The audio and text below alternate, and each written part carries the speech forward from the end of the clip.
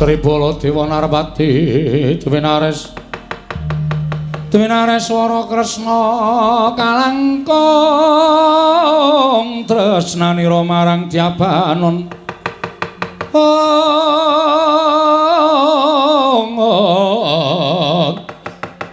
marang Jabanon Cinawi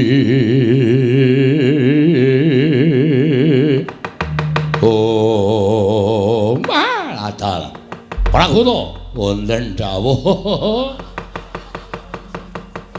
kowe iki mau saka Negara Mandura jare Kandayana Pendhita ampuh. Kowe mau matur karo Prabu Baladewa, Ratu Gusti Mohaku yen ana pendhita ingkang wicaksana. Lan akeh panggening para cantrik manguyu jejanggan ing padha srita marang ngersaning pendhita mau. Lah iki kok malah aku to depen ning kene iki lho kowe. Lho mangke rumiyin sampun duka. Lah nggih menika brahmananipun menika. Gusik. Brahmana piye? Iketewe luwuk kaya ngono. Iki ora pangling iki. Wah, dalah, aku tau tate nyewa surjan iki. Surjan lurik iki mesti colongan iki. Kok ngene kok pendhita iki ampuhe nggo napa? Mangke rumiyin to panjenengan dipun suni priksa langkung mriyin. Sampun ngantos ngino dhateng Brahmana menika kala wau. Giri lusi jalma tan kena kinara. Ah, Pragoto aku ora percaya. Aku ora percaya niki menungsa wujude kaya ngene kok Brahmana. Aku ora sudi kon suwita karo pendhita iki. Ayo bali Pragoto.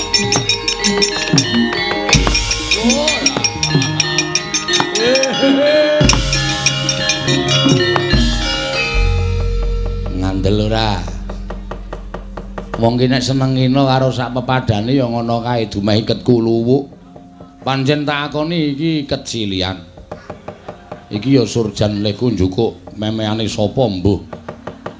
Ning ki dadi tak tresnani. Lah kok dadi malah aku dunekke wong loro saudon telu saurupan pendhita rupane kaya ngene kok mandi ki wuk.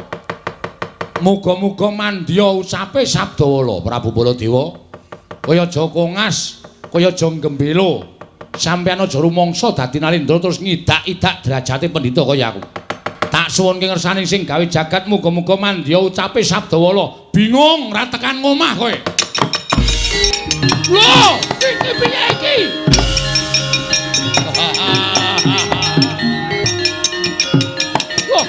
Wah,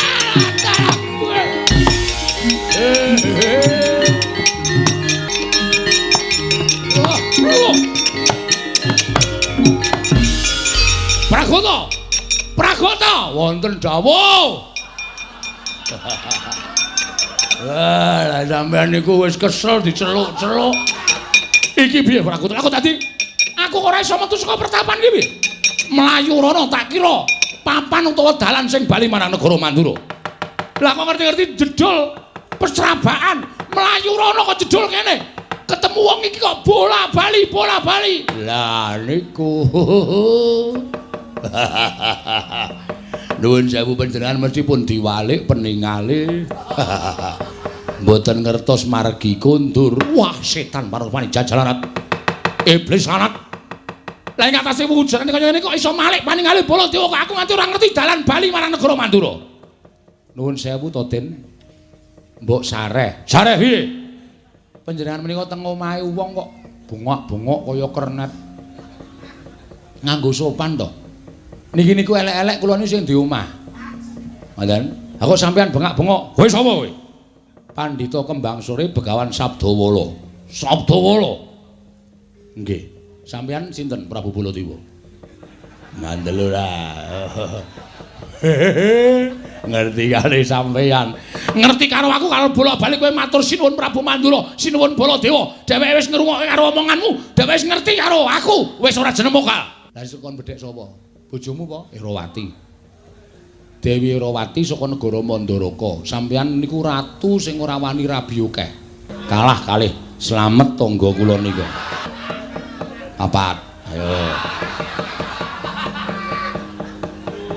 Sampeyan niku ratu Dodeng sama Ladeng kok kalah karo Pak Slamet. Ora caturan karo kowe. Lho ora caturan wong ning omahku ora caturan piye? Kowe cetha gawe malik maningale Baladewa. Iya. Kowe malik maningale Baladewa. Kowe ngino karo Nata Mandura Prabu Baladewa. Kowe ngias karo Nata Mandura Prabu Baladewa. Oh iya. Saiki ngene, aku iso bali marang negara Mandura. Yen aku iso mateni Begawan Sabdawala. Lho iki perkarane apa? Ora ana masalah apa-apa kok mateni karo Sabdawala. Kula niku salah napa luput napa karo sampean. Rasa kok kan gunung tanpa kuna. Ora minggat kowe cocok nenggala jeblok dadamu. Oh, sampean ora iso mlaku. Sampeyan ora iso mlaku, sampeyan ora iso tekan dindi, ngejejer kaya patung ning kono. Mandi ucaping Sabdawala.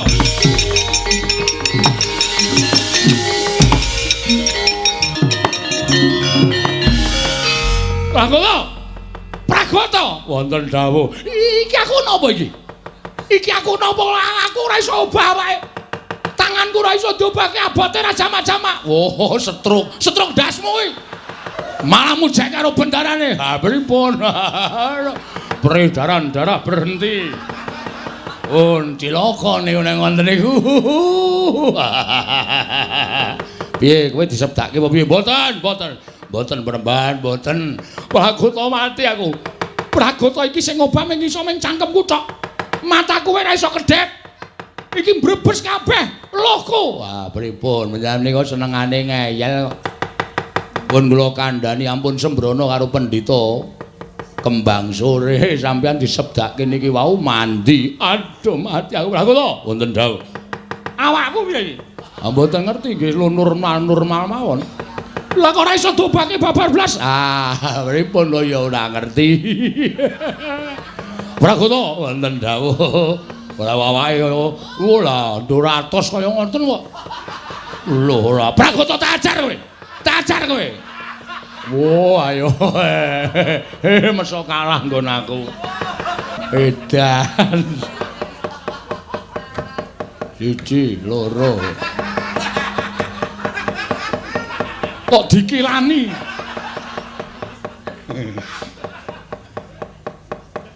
Piye? Pragata mati aku. Pun saniki ngeten mawon sampean mboten sah nesu, mboten sah bengok-bengok. Ning nyuwun ngapura karo Begawan Sabdawala. Ora sudi. Nek ora sudi sampean kaku ngenten iki terus. Napa sampean kundur teng Mandura kula junjung? Lah mboten wangun to. Mengke selak sumebar dumugi pundi papan Prabu Baladewa setruk. Lah cilaka to. Aku ki ora apa-apa. Lah ki nyatane ra iso obah ora apa-apa piye. Iki ana Ratu Mandura kok. Kena setruk ya iki. Pragata kok nek aku iso obah tak tapuki cangkemmu. Mujak-mujake Ratu Gustine, mboten mujak-mujake ning nyatane. Lah aku kudu piye? Nyuwun ngapura. Njaluk ngapura karo sapa? Begawan Sabdawala. Ora sudi. Arep aku kabeh ngene iki ora sudi njaluk ngapura. Wis nengke wae Pragata. Wis ben yo do ditinggal wae. Tinggal lunga wae rasa dadak ditambani. Ora wedi. Ora wedi piye to? Pertapanku iki demite akeh banget. Ana sing demit wedok wuda. Wah medeni. Nek sam nganti diparani terus diganggu. Waduh. Mbok aku wae. Oh, piye? Pripun? Aduh mati aku. Mati aku Pragata piye? Pun sampean niku mangendika. Penemban kula nyuwun pangapura. Aku kon muni ngono? Nggih, mengke tak diwaluyake ditambani. Nek mboten ngoten sampean mboten ajeng ditambani mbok yakin. Penemban? Ngoten. Alus. Penemban. Aku njaluk ngapura. Apa ana umume wong njaluk ngapura kok ngoko? Basa. Basa. Ayo basa. Watuthuk kowe. Basa niku Penemban kula nyuwun pangapura. Nyatane ya digdaya tenan kok. Pun nggih pun ngendika. Aku ora sudi kon basa. Pun to mboten sangae. Niki sampean manut kalih kula mawon. Nek mboten manut kalih kula, malah cilaka sampean. Pun nggih manut kalih kula. Yo. Penemban. Apa Prabu Baladewa? Kula nyuwun pangapunten Penemban. Njaluk ngapura. Iye. Statusmu apa nang kene? Murid. Murid. Kaku terus lho, tenan. Kaku niku nek ana sing nggo nglemeske ora apa-apa. Nek kaku terus ayo apa. kaya nggawa genter. Waduh. Wah, mboten sahuwane tenan wonten mawon. Menemban, kula nyuwun pangapunten. Statuse Prabu Baladewa ning Pertapan Kembang Sore, kula siswanipun Penemban. Kula muridipun Penemban. Lahir batin, lahir batos. Nek tak tambani sampean ora mblenjani, mboten badhe mblenjani. Nek ora mblenjani tak suwun ngersaning Gusti Prabu Baladewa puliya kaya wingi uni.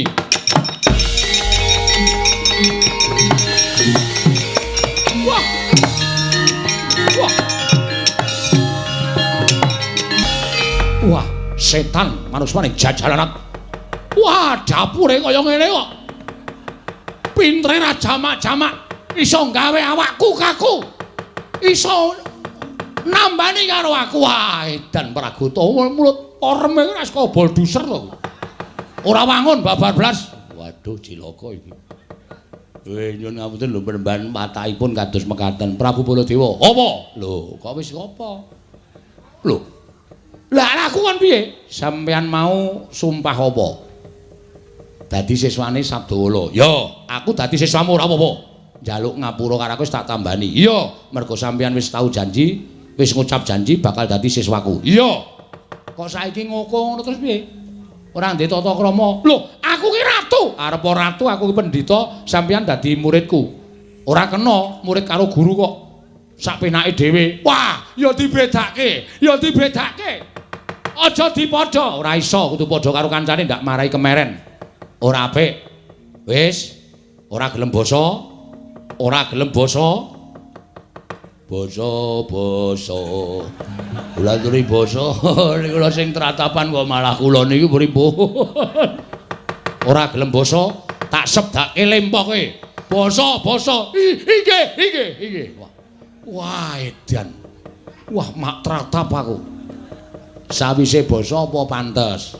Murid kok ngadeg kaya karo kancane malang kerik. Ayo ora malang kerik, sing tata krama. Niki niku ora utah malang kerik. Sampeyan niku nek ngonten niku kula niku sing tratapan niku andhani ngayali ra jamak-jamak ora. Terus apa pantes nek guru karo murid kok ngejejer padha-padha adu arep kaya wong perang lungguh ngisor. Wah, Pragoto iki kok iki kok dadi kaya ngene kanane piye? Pun lenggah ngandhap mawon. Nawi to. Lenggah ngandhap mawon.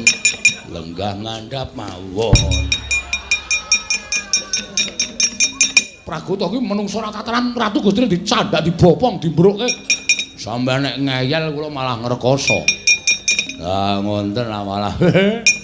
Sampeyan niku nek sowan teng mriki niku nemeke nek entuk ngelmu-ngelmu sing migunani malah becik, kedadiane malah apik ngoten. Inggih, Penemban. Wis tenan. Inggih, saestu tak tampa oleh Muswita. Ning saiki ora wancine aku medhar ngelmu, ora wancine aku mejang kelawan siswa-siswaku. Mergo tontonan kawula semono akeh kae padha ngenteni titiwanci tak timbali padha kepengin njaluk tombo karo Begawan Sabdamala. Inggih. Prabu Baladewa mlebu pertapan sik ngenteni sak rampunging kewajibanku. Oh inggih, iki staken dawuh. Kula dos pundi Penemban? Kowe ya mlebu pertapan sik Pragoto. Oh, inggih, monggo sinuwun kula dherekaken kula ladosi wonten salebeting pertapan.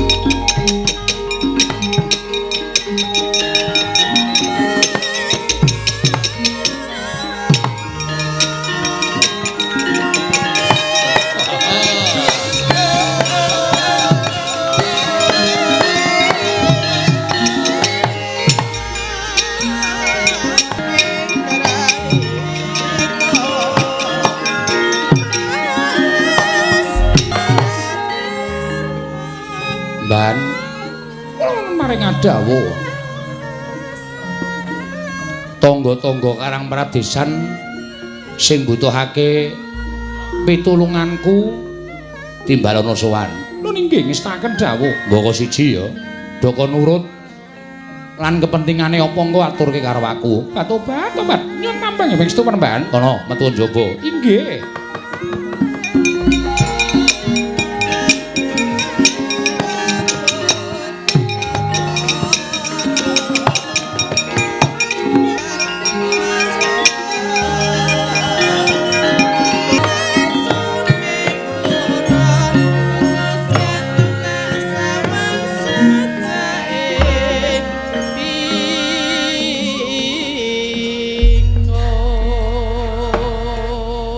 Sapa kowe?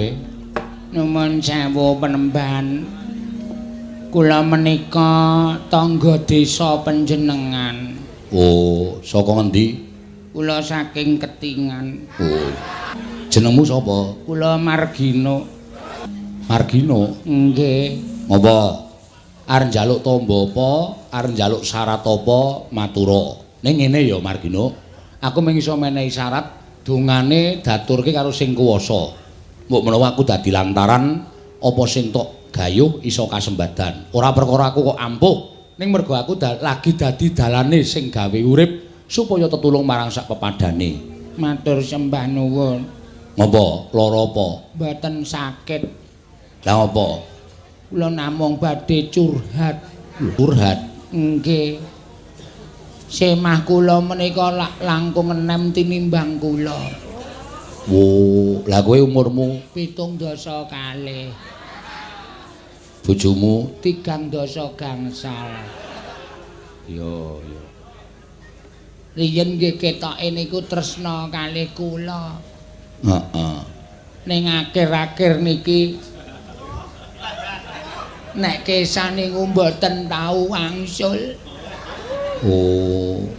Kula ken bali anggere tekan ngomah ming njaluk bondo kaya kalih nesu-nesu sing dadi sasaran anake do dinesoni. Kalung gelang kula pun kula dol nggih nguripi bojo kula. Saya sakit melih pengenane niku kathoke kula kumbah.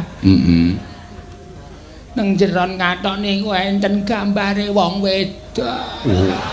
Nyandang Jawa. Ketoke sinden. Oh. Sik kowe aja sujana karo bojomu. Lho. Iso uga bojomu ki pecinta budaya. Tegese penggemar sinden ora kok perkara seneng karo sinden terus tok anggap sinden gaweane nggodha lanang salah, kuwi salah gedhe. Wis tok takoni apa? Nggih.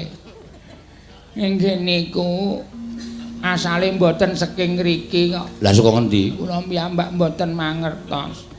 Pendak-pendak HP-ne niku mungel sing ngebel niku tulisane wasita ngoten. Oh. Ning bareng kula angkat niku suarane wedok. Wo, lah kuwi sing ngapusi bojomu, kuwi mesti wong wedok dijenengi lanang. Men ora konangan karo kowe. Kula nyuwun syarat. Supaya bojo kula niku betah teng omah. Ngene ya. Nok. Nggih. Kowe ra wis umur 75 to? Nggih. Bojomu umur 35. Kuwi jane ora ana syarate. Gematenana. Ngoten. Terus kowe dadi wong wedok ya aja nglomprot kaya ngono kuwi. Dume wis umur 75 terus nglomprot. Ora iso. Diusahake kowe iki tampil beda. Men bojomu kuwi betah ning omah. Kowe seolah-olah ora. Mboten. Lah kuwi. Monggo bojo kuwi senengane diolah-olahke dimasaki karo bojo kuwi saking marem-mareme, ngono ya. Nggih.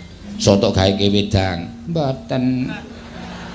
Bojo ki kok gaweke wedang, sing jeneng wong wedok ngladeni bojo kuwi swarga nggone. Sing jeneng wong wedok ngambung tangane bojo nek bojone arep lunga kuwi, wo kuwi padha karo anu apa jenenge iki musnahke dosa sing akeh. Nggih. Gemateni. Le nakoni sing apik-apik. Kowe nek nakoni bojomu karo nesu. Ali kula gebyur banyu. Ayo kuwi sing marahi bojomu minggat. Dadi aja tok salahke bojomu kowe barang ya salah ya Nuk Margino. Nggih. Kula kedah kados pundi Dandanana. Alon-alon digemateni, dimasakke. Kula riyen pegawe rumah makan. Lah. Kuwi iso tok nggo godho. Nek pancen masakmu enak, wong lanang diulah-ulahke nang omah mangan diladeni, dahar Mas monggo piringe niki sendoke, ngunjuke napa digaweke. Wong lanang ning omahe kaya swarga. Nek wong lanang ora tau tok olah-olahke ora tau gaweke wedang. Wah, lah ya wis, kuwi aja salahe nyalahke wong lanang. Dandani rumah tanggane. Nggih. Wingenane montore bensine kula cemplungi uyah. Ben ngopo? Lah diken kali tangga teparo kula men sekere bodol. Ya salah kowe kuwi jenengane. Ora kena kaya ngono kuwi, ya. Sing apik, sing sabar, sing ikhlas. Nggih. Kono njukuk lemah ngarepan kono. Oh nggih. Ngestaken dawuh. Niki Sebarke ning ngarep omah. nggih, ngestaken dawuh. Nek seminggu bojomu ora betah ning omah, disawurke raine bojomu. Sampeyane ngrei tombo kok malah ngrekoso ora. Kuwi ora ana tambane, kuwi mung usahamu dhewe. Wis kono bali. Matur sembah nuwun. Niki penembahan anu Bapak anu sekedhik menika kagem ses. Aku ora tau nampa kaya ngono. Ngono. Kuwi filter apa kretek? Menika filter. Ah nek filter aku doyan. Benjang menawi betah napa-napa kula mriki malih. Ya wis ngono, ngati-ati. Nggih. Wah lho, mlakune dadak digal-egalke. Jane bodi kula sae nggih penembahan. Apik. Panjenengan remen ta ora? Seneng apa ora? Kula nuwun. Masuk. Nuwun sewu penembahan. Sopo iki? Dipun tepangaken.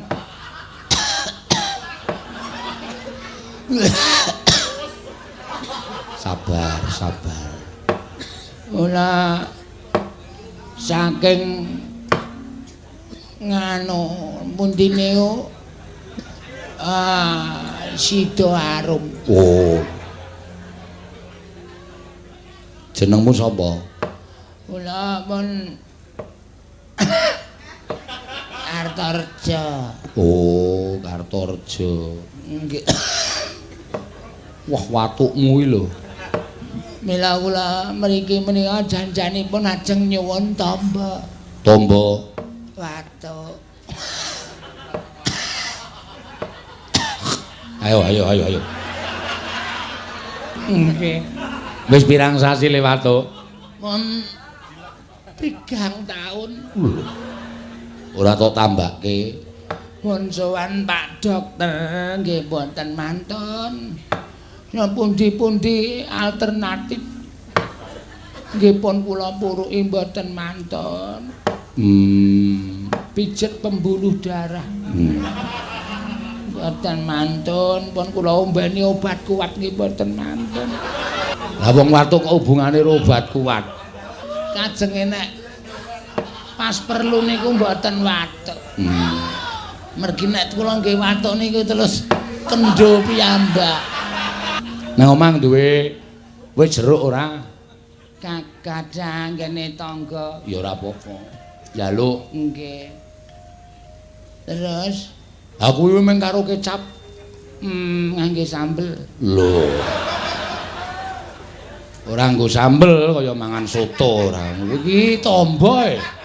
Nggih. Kuwi sak sendoke dikecerke ning sendok jeruk pulut kae ning tok godhog sike, godhog sila. Tegese diobong jeruke. Oh, Terus kae kecap nggo legi-legi terus diombe. Engko nek ra mari bali mrene. oh nggih. Aku duwe obat sing bunder-bunder cilik-cilik. Engko panganen. Nggih. Mengke hintril. Udu. Iki obat tenan saka Cina. Matur sembah nuwun tanpa pamit nyuwun pamit penemban. Ya sing ati-ati. Nang sekedhik asal leh kula duduk sumur Rasa. Kuwi rezekimu. Aku nulungi kowe tanpa pamrih. Wis to, tak dongake mari rasa kaya apa-apa. mboten niki tandha terima kasih kula. Ora usah. Ya tak tampa ning wenehno anak-anakmu. Anakmu pira? 16. Bojo? 4. Ya sak omah. Mboten wonten wong sing kaya kula iso manunggalake pawestri 3 wonten setunggal griya menika ora wong ampuh. Iya. Lelenge ra jamak. Sampun Sing ati-ati. Alon.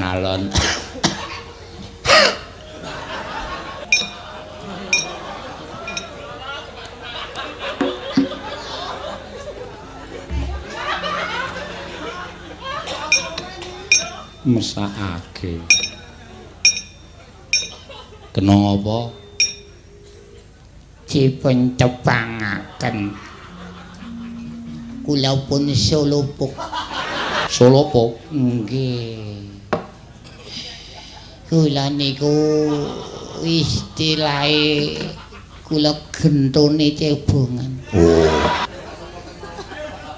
Jaman nem-neman kula gleleng penyembahan. Ning saniki bareng tuwa kok sikil kula kaya lempah.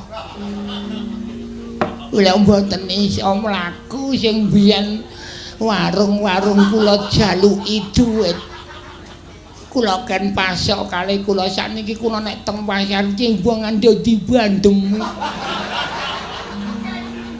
Muter kowe pluk. Arep gleleng ketak dasmu. Nganten niku penemban. Kowe tak critani. Nggih. Hukum kuwi neng pirang-pirang. Nggih. Hukum alam. Nggih. Hukum adat. Nggih. Hukum negara. Nggih. Sing terakhir hukum karma. Nggih. Kuwi kabeh telu hukum adat, hukum alam, hukum negara kuwi iso diwakilke. Ning sing jeneng hukum karma kuwi ora iso diwakilke. Kuwi hukuming tumindak. Ngoten. Ngono. Nek tumindakmu elek nalika nom-nomane saiki tuwa kowe lempoh, sikil ora iso diobahke, ora iso nggo mlaku, kuwi jane ora kok saka apa-apa ning kuwi saka dongane wong pirang-pirang sing tau tok gawe rekoso. Saiki aku tak takon karo kowe petungen. Wong dodol mongko le dodole kulakane wae 20.000, golekke bathi nggawa bali dhuwit 30.000 ki ming bathi 5.000. Mongko tok dodos duwite tok jaluk tok peksa, anake nang omah do nangis ora iso mangan, kowe ora gagas tekan semono. Duwite tok nggo seneng-seneng tok nggo omben-omben. Nggih, rumiyin kula tumbaske toya atos.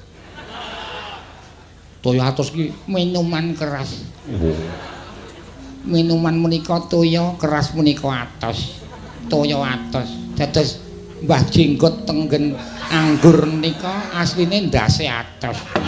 Nyuwun ngapura karo sing gawe urip. Nggih. Nek kuwi duwe kaya aja tok nggo. Terus Sing tok jaluki warung-warung kuwi isih buka to. tersih Balekke mbok sithik. Kalau disuwunke ngapura. Tok wenehi dhuwit tok balekke karo kowe. Kula diparingi ngapura nggih Pak Bu Lek Wo. Kowe ndedhetuke aja tok nggo seneng dhewe. Balekke karo sing tau tok gawe rekoso. Kuwi seranane kowe nebus dosamu. Nek ora tok kaya ngono iki kuwi, oh selawase nganti mati kowe ora iso mlaku ya ngono kuwi. Ternyuh ati kula. Kula mbiyen ya kaya nglalange rajamak-jamak. Wis ora usah perlu digetuni, sing jeneng sega wis dadi jenang kuwi ora bakal pulih dadi sega meneh. Nggih, matur nuwun panembah kula tak nyuwun pamit. Wiwit dinten menika kula ajeng manembah. Bagus. Napa sing kula entuk leh kula nyambut gawe mboten ngajeng kula nggo dhewe ning ajeng kula dum-dumke kalih sing tau tate kula gawe rekoso. Bagus. Mari kowe tenan. Nggih, nyuwun pamit. Niat ning ati, Nggih, sumpah karo sing gawe urip, nggih, apa sing tok ucapake nggih. bakal tok lakoni. Demi Allah, ajeng kula lakoni. Jajal ngadeg.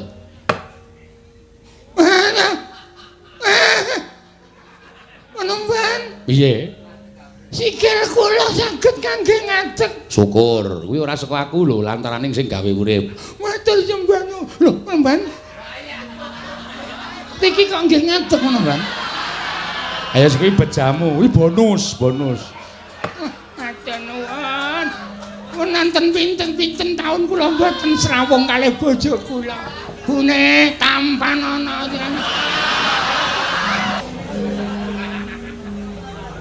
Kula nuwun penben. Monggo. Kok kayane kaya iki kok kaya seniman. Nggih. Kula pengrawit. Oh. Dapukane kula Wiraswara.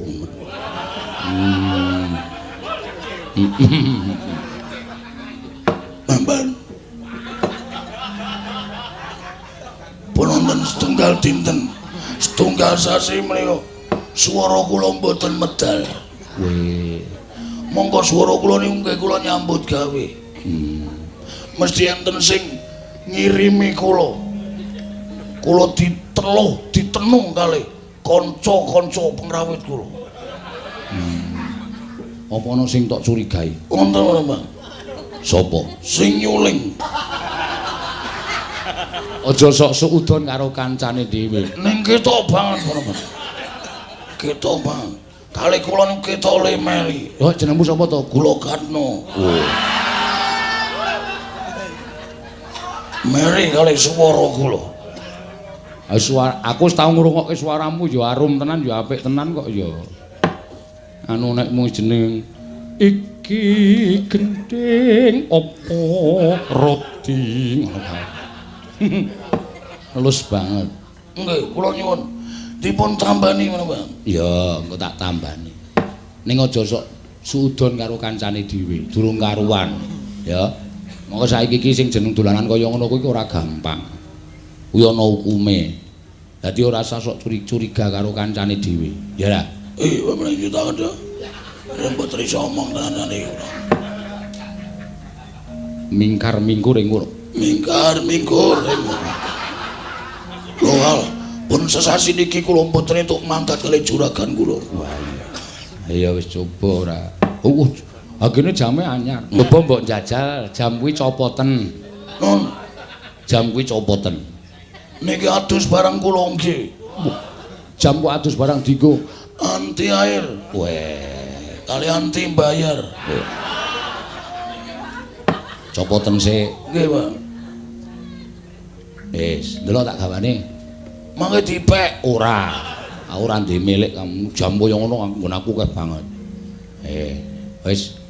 Wah, wis tak sae ya. Nggih. Nyedak rene.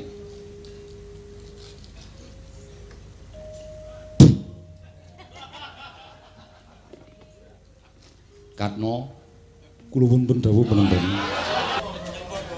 Coba. Aku gumun. Piye? Matur nuwun Bang. Kowe. Kok bali serak meneh? Nek nggih nyuwara mboten, Mas. Saya bali kana. Matur nuwun, Mas. Benjang teng kula caosi bawal, ora doyan aku. Iwak ritok ngono kok. Jame penemban.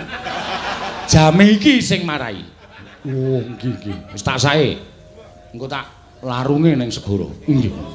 Langsung sesuk nek tuku jam iki sing larang, ora sing golek le kuning ming 35.000 kok kuning.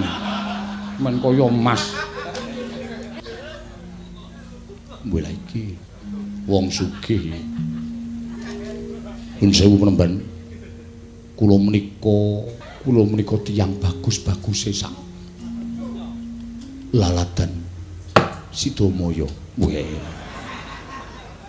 Sidomaya ngendi? Sidomaya panggenan kula menika mboten Sidomaya mriki. Oh iya, Sidomaya menika kathah sanget. Kula menika saking perbatasan antawisipun Jawi Tengah lan Jawi Barat. Ngantos kula ngertos papan mriki menika mergi ombyaking kathah wonten pendhita ingkang ampuh. Jaluk tombo apa? Penemban. Nyuwun pangapunten. Sampun ngantos seru-seru kula isi. Kula menika nek pipis panas. Nek ngopo? Apa digodhog apa? Mboten. Ampun sembrono penemban. Sak sampunipun kula malam jembah kliwon menika sowan wonten Parangkusuma. Sak wangsulipun saking mriku menika nuwun sewu. Mulai kagem pipis menika pedhi. Kowe iki aku gah nambani wong kaya ngono. Aku wegah nambani wong kaya wong nakal. Wong sing angkara murka. Kowe pamite rono ngapa? Sesirih. Sesirih po dikum banyu sirih. Sesirih menemban. Ora usah ngapusi ayo. Kowe ora mesake karo bojomu kok. Ora mesake karo anakmu kok. Pokoke ngono kuwi apik, Kurang apa bojone laden karo kowe? Kurang apa?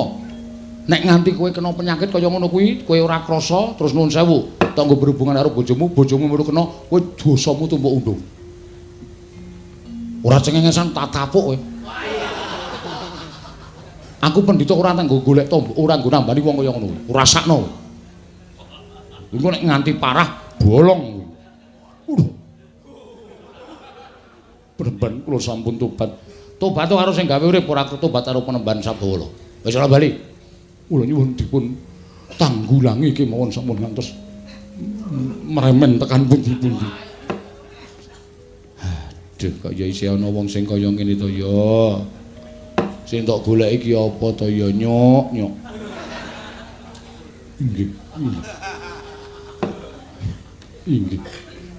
Anu bali kono? Nggih, ngestahaken dawuh. Wis bali, aku arep nambani karo kowe. Aku mau nambani perkara kaya ngono. Jenengku sapa? Kula Santosa menawa. Ketok kok wong-wongane. Anggere raine nglengos. Mesti kaya ngono kuwi. Ayo bali kono. Nggih. Dados kula mboten dipun tambani. Ora, golek tamba liyane aku. Aku mau nambani wong kaya ngono iki. Jijik aku nambani wong kaya ngono. Nggih, nyuwun pamit mbani sing ana metu kono.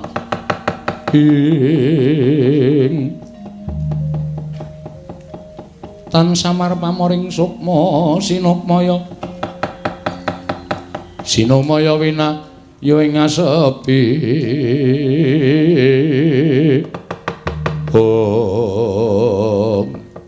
dalidil kaya sela blekiti sela araning watu blekiti ratuning semut kaya ratuning semut ngirit wadya balane sangganing para kawula ing sami nyuwun pambiyantuning Sang Begawan Sabdawala. Dados sakula ing mangke praptaning Begawan Durna ingkang dumurujug tanpa lalapan swana patih Harya Sengguni.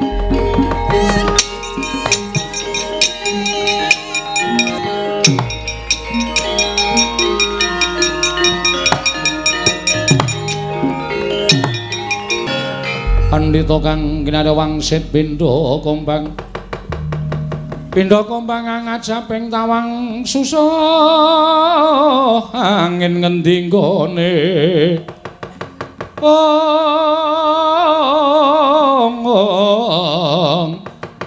miang kali ingkang kang peksimi beruluke ngungkuli langit Dimate pripun. lah kok jebul kaya ngene kanan pertapan kembang sore mongko kondang kumandange nganti jagat menika keberbeken marang kumandange pertapan kembang sore barang kula kalih panjenengan sampun prapta wonten pertapan kembang sore lah kok kahanane kaya ngene iki sarwa nguciwani pendhitane wae pareme ora kaya pendhita sing ampuh Nggih, malah kula kok sujana pripun nek nitik bentuk-bentuke ra kaya Petruk kan. Sampeyan iki ampun ngawur. Mosor. Mosok Petruk kok dadi pendhita niku ora bakal mukal. Petruk niku ngelmune sepira? Kadigdaning sepira? Kekuatane sepira? Mamon mawon kula tak takon. nggih. Brahmana. Apa pancen kepara nyata kowe ingkang aran Begawan Sabdawala? Mboten wonten kalih penemban kula Begawan Sabdawala. Panjenengan penemban Durna. Lho, malah wis ngerti karo aku. Sampun. Nandhake nek aku ki pancen pendhita kondang monyor-monyor, pendhita kondang kalau kengrat ngebai jagat. Kersanipun dawuh mriki. Ngene ya Sabdawala. Prataku ana ing kembang sore iki sayekti mung diutus dening anak Prabu Duryudana supaya nyatakake ento kembang sore kene iki ana pendhita sing ampus jenenge Begawan Sabdawala. Amangkono pancen kepara nyata jebul kowe ing madeg Brahmana. Sabdawala. Dina samengko kersane anak Prabu Duryudana, aku kinen mboyong kowe prapta negara Ngastina. Nek kowe gelem ayo ndang mangkat, nek ora aku wis gawa para sataku ora gelar papan. Yen kowe wangkot ora gelem tak boyong marang negara Ngastina aja kelakon dosa. Apa kelakon? Pertapan kembang sore kene iki tak dadekke bumi angus penemban. Caca muntaplir kretap duka yayasinipe. Netra kocak mundarandir.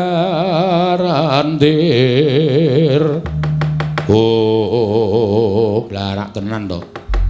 Aku wis batin. Pertapan kembang sore mau ana kupu sing padha mabur ning ngarepe Begawan Sabdawala. Nandhake nek kuwi ana piyayi luhur sing bakal rawuh, sing bakal paring katentreman, sing bakal paring kabagyan. Ning bareng ilang kupu sing tak delok mabur ning ngarepe Begawan Sabdawala kok ganti laler ijo. Monggo laler ijo kuwi dadi pertanda bab sing ora apik. Lah, Ndara Dasih iki penemban duna rawuh mrene arep meksa karo Begawan Sabdawala. Nuwun sewu penemban. Neng pertapan kene aku sing duwe panguwasa. Nek sampeyan arep meksa karo Begawan Sabdawala, aku jujur wae aku ora bakal gelem tekan negara Ngastina. Lho, nek ngono kowe wangkot karo aku. Ora jeneng wangkot. Sebabe sampeyan ora ngerti tata krama, sebabe sampeyan ora ngerti unggah-ungguh. Arep mboyong karo Begawan Sabdawala kok tembungmu ora kepenak ana ing kuping. Nek tembung sampeyan menika nganggo unggah-ungguh, nganggo tata krama, mesti wae aku gelem diboyong marang negara Ngastina. As, rasa dadak tata krama, rasa dadak unggah-ungguh. Ameng karo pendhita gunung karo wong desa kaya kowe kok dadak tata krama iki tata krama sing kepiye? Kowe ora nyawang karo aku. Aku ki piyai luhur. Aku ki her. Aku ki pujangganing nata. Kowe yang pendhita gunung kaya ngono kok dadak tata kramane. Ora sandak tanggo tata krama sing wigati kowe gelem budal apa ora? Kowe ora gelem budal, oh, aja kelakon dosa. Pertapan kene tak bumi angus legane atiku.